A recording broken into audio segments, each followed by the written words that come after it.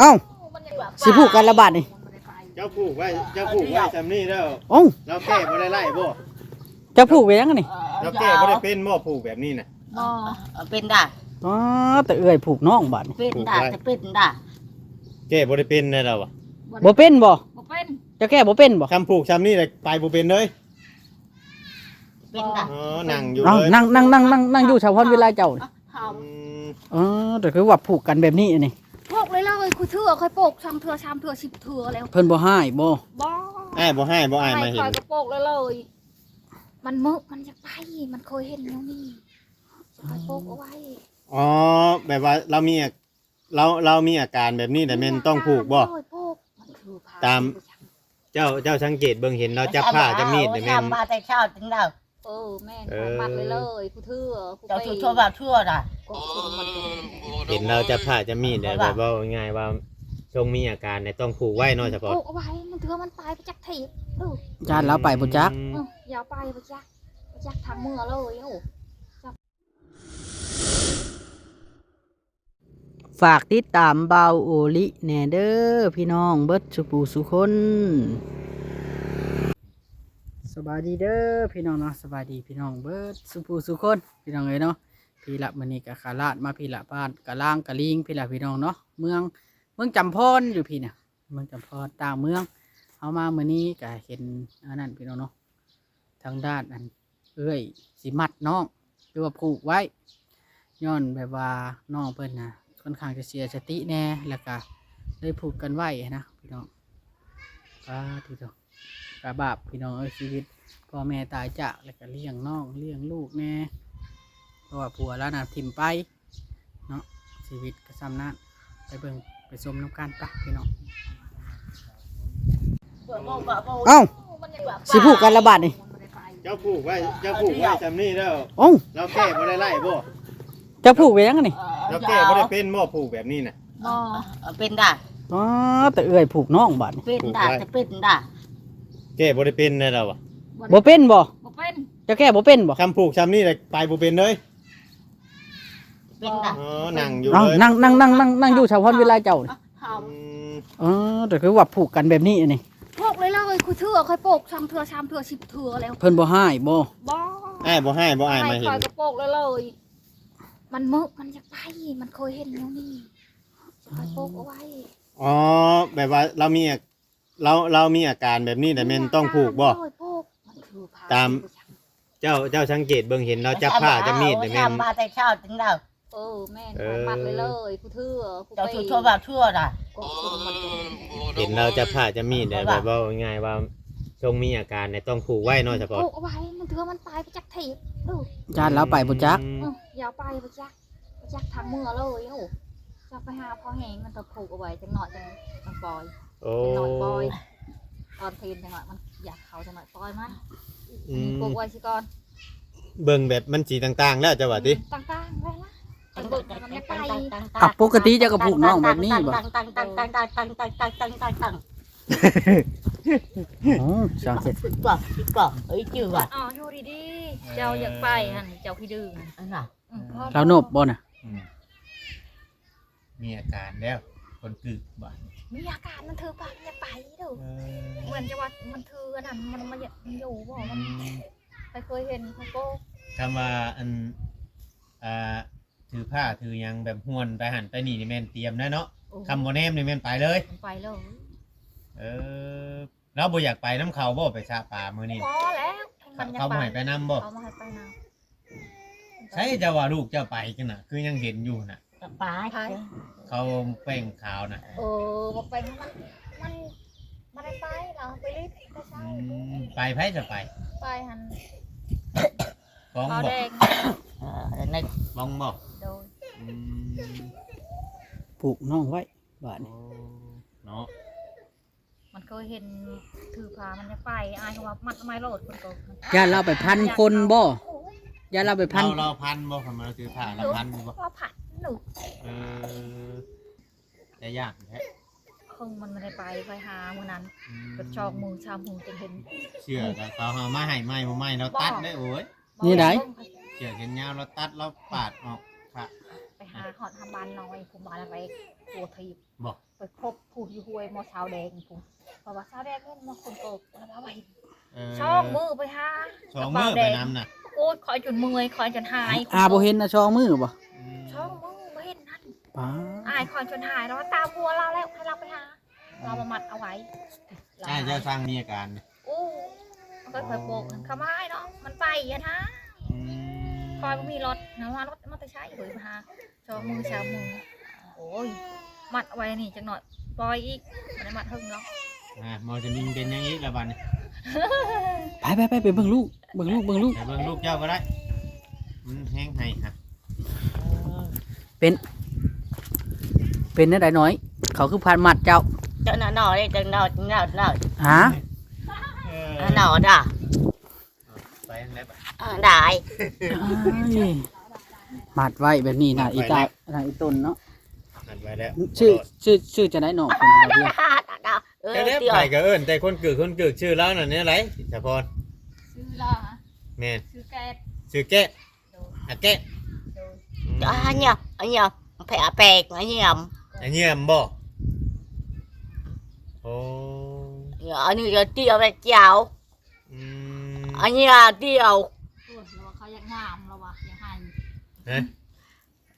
เราเขาอยากให้เราว่าเจ้าให้เจ้าอันนั้น อยากให้ เจ้าก็ โอ้อยากปล่อยอยากให้ปล่อย มัดกันไว้ ยังหน่อยปล่อยดอก คือว่าเรา จังหน่อยจังปล่อยยังเจ้ามีอาการ จะมาด่า เพิ่นบ่ปล่อย เอาไว้สัก แสดงว่าพ่อแม่น่ะตายเบิดแล้วเหลือแต่อ้ายแต่น้องเนาะก็เลยเบิ่งกันเองนี่บ่ em à เราอยู่เฮือนล่ะได้อยู่เฮือนหลังนี้บ่ โดย เจ้าเลยอยู่เฮือนหลังนั้น anh em bà anh em bà ถูกไว้พี่น้องไงเนาะ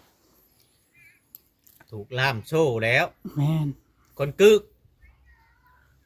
มัดกันไว้แบบนี้นี่พูดเจ้าไปมัดเอาอยู่พุ่นบ่มึงกินนี่ โดยมันจะไป ถ้าอยากไปพุ่นบ่เจ้าหิวมาถือผ้ามาน่ะ โดย เอ มันสิ อ ปักพาบังยักษ์แหลมซะละ คำไปนี่ผ้านี่แม่นทิ่มเลยแล้วบ่ ทิ้งเราอีกจังหน่อยอายคอยหาเทียพา อื อายคอยไป ม หาพวกคนโกกเพราะมันไป โอ้ มันเลนไปคุณขนาด เอ้าหัวยังว่าดิ ชีวิตอาภัพสิบ่นี่15 ปีก็ซ้ำนี่บ่เวียงใส่ใช้วางได้จ้ะเขามัดเจ้าวางได้ล่ะ ด่าด่า มัดแขนบ่ hàng ใช้นี่ hàng hàng แล้วว่าจะได้ เราว่าแกให้แน่กาแฟให้ อันภาษาลาวเทิงบ่ โดย เราบอกให้เฮาแก้ให้เราเลยเดี๋ยวนี้นะ ใส่ชุมอ้ายแก้ให้เจ้าบ่ โดยไปคือ từ từ แล้วว่านั่นแหละ เราว่ามามวนเลยเขาปลูกไว้มามวนไปบริแก ผูกไว้แล้วบ่ม่วนเลย คำฮู้ซึกว่าโดนผูกในบ่ม่วน โดย อยากให้แก้โปะอยากให้ปล่อยว่า แสดงว่าเราเป็นคนสุภาพได้ลึกๆจิตใจแล้วเนาะ อืม โคตรเรา ฮะ มันให้ป้อยนะทุกป้อยมันจังน้อยคนป้อย บ่พาปล่อยเจ้านั่นน้อง มันจะไป เบิ่งอาการก่อนเนาะ น้องอาแก้ tà đâu tà tà เบิ่งอาการก่อนปล่อยก็บ่ น้องอาแก้เจ้าน่ะบ่ทันได้ปล่อยได้ เพราะว่าเจ้าเป็น anh em bà anh em อ๋อเดี๋ยวจ้ะ มันหัวจักเอ่ยหาแย่งแย่ง ให้พี่น้อง FC นี่เบิ่งชมนํกัน mời bà đây sâu อยู่นำ เอาน้ำไปอาบให้ลูก 15 ปีก็ยังบ่ได้อันนั้นอยู่ ลูกเป็นคันเอาน้ำไปอาบให้ 15 ปี mẹ เอิ้นแม่บ่ anh em à anh em สิต้มช่องสมองจังหน่อยเอา hàng ai เว้าเราเว้านะที่จริงเว้าลาวบ่ได้บ่หืมเป็นเว้าบ่ลูกเบิ่งดูลูกยืน ยืนมึงอยู่ อ๋อสิได้ไปได้บ่นี่ เอ้าเราอยากไปเอ้าขาดบาทนี่ขาดเด้อสะพอนไป ไปแล้วไปแล้ว หนีไปละ หนีไปแล้วเอาเราขึ้นไปทางเรือนนะบัดนี้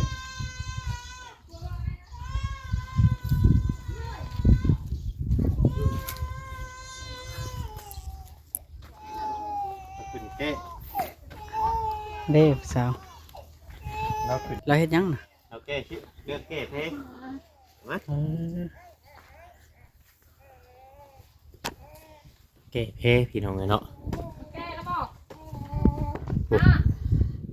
ช่วยเลยอย่าเผาแกจังเลยคุณ แก้เรียบร้อยแก้เรียบร้อย อ่า มา มา เออ bao nhiêu rồi โอ้ยโดยนั่งลงตะกูเออแล้วคำว่านั่งลงแล้วบ่จักเลยว่าตะกูนี่เนาหูเนาะ cắn cắn เออ cắn มาเด้ออย่ามาขชิมัดอีกได้ cắn อย่าเผาไปเด้อ bà คุยได้เด้อ พื้นที่เราอยู่เนาะ ยังมาก่อยนี่ ถึงมัดถึงผูกนั่นละความพ่อแม่ก็ตายเบิดเลยเด้พ่อแม่ก็ตายเบิดละมันบ่มีอันนั้นได้อ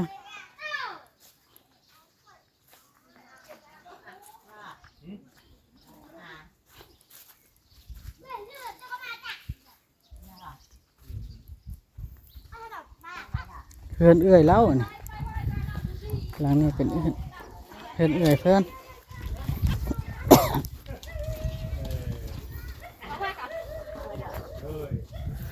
คุยไว้ ลูกเจ้าบ่ชองคนนี่ลูกเจ้ารวมแล้วจักคนน่ะ5 คน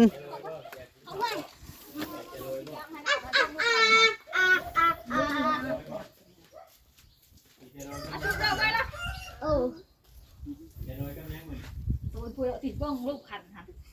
เฮ้ยป๊อกถูกแล้วเดี๋ยวขอบดาไปชูทำไปมาถูกกับเราพังอ่ะ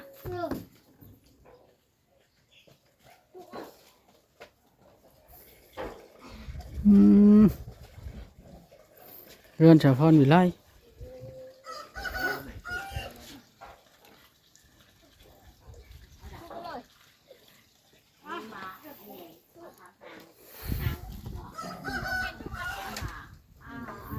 นี่แหละชนบทอยู่ลาวมัดกันไว้ ว่าเนี่ยได้เนาะ เอ้ยมัดไว้บ่ ปกตินั่นคำว่าพ่อแม่นั่นครอบครัวที่ว่าสมบูรณ์แบบก็กินถือกินยาเนาะ เอาไป อยา ปั ก ว จะดีขึ้นเอาไปปัวไปยังนะพี่เนาะอันนี้สิได้อยู่กันไปแบบนี้แหละ อยู่มีชีวิตเนาะ เนี่ย มีชีวิตแต่ละมื้อ à นู่ mà อืม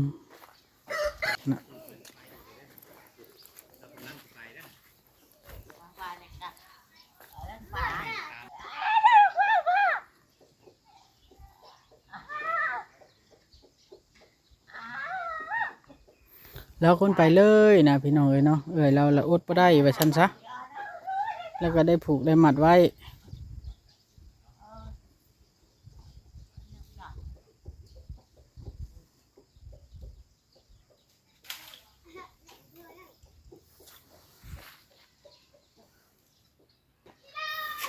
เล่าก็หลายได้พี่น้องหมู่บ้านนี่มันเป็นคือบ้านเบาลีตะกี้แต่ดนบ่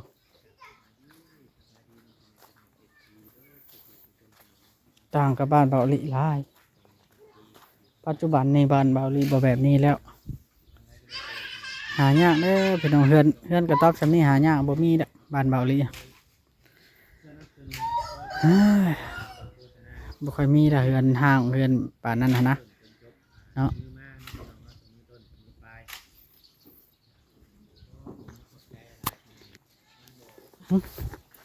เป็นหยังเจ้านั่งอยู่ติกินหยังอะนะมะขามบ่พูดเอื้อยแล้วกันนะ đấy cả กินข้าวแล้วบ่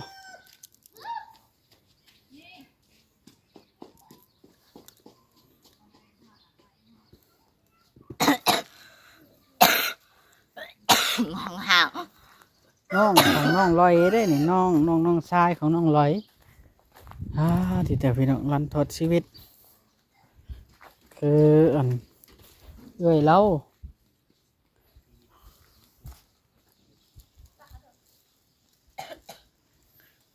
จับไปเลยจะจับไปใช่น่ะ ไปโยกพุ่นไปโยก จับไปอยู่โฮม โยกเตะอย่ามันไปไปโยกพุ่น rồi ก็ไม่ได้กระมังนะ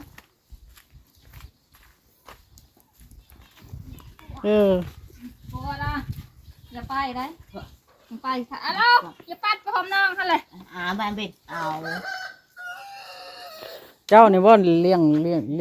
อัน ngon ผัวเจ้าได้จ่าจับพรวิไล พัวคอยปะ ปลากันบ่ ดู เจ้าเราเลี้ยงทั้งน้องทั้งลูกบ่นี่เอ้า ให้คุณเขานั่นเป็นคันลายอ่ะ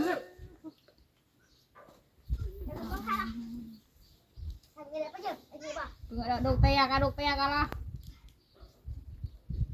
เมื่อดูเตะกัน đó tia đa đa đăng tia เจ้าว่าภาษาอีหยังสารเทิงเนาะที่จะมัดกันไว้อย่างไรเนาะสาเหตุที่มัดกันไว้กับบ่แม่นดอกอย่างอื่นนะ